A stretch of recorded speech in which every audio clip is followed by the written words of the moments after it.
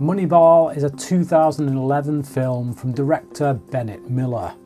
While Miller certainly does an excellent job bringing the film to screen, he is helped immensely by the outstanding screenplay from Zaillian and Aaron Sorkin.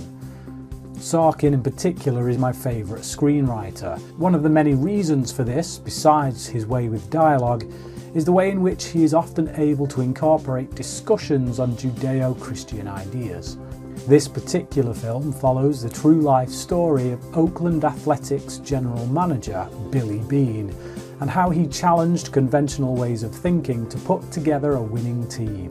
There is one key scene in which Beane, played by Brad Pitt, meets with the various managers of his team, who begin to question his judgment when he says they need to throw out the old team and start from scratch. Not only that, but the players he insists on bringing in to replace the old ones are those most people would consider to be outcasts.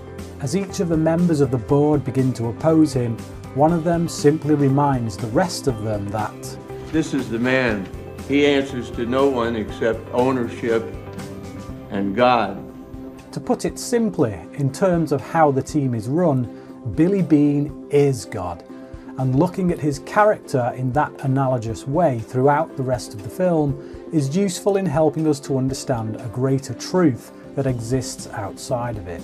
Namely, that God uses us when we are at our weakest. He takes those very parts of us that we can't bear to acknowledge, and he uses them for a greater purpose.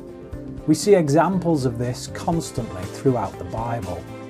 He takes the puny little boy farmer, David, and uses him to slay a giant and become a king. He takes Joseph, Jacob's youngest son, which traditionally meant the last one to inherit everything, and he makes him the second most powerful man in all of Egypt after Pharaoh.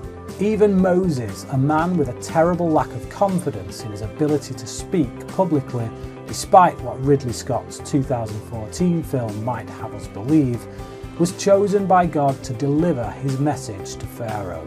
And it is Paul, former persecutor of the church, that God saw fit to use in building that church, who says in 2 Corinthians chapter 12, verses 9 to 10, "But he said to me, my grace is sufficient for you, for my power is made perfect in weakness.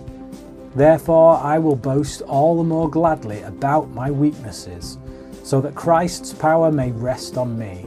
That is why, for Christ's sake, I delight in weaknesses, in insults, in hardships, in persecutions, in difficulties.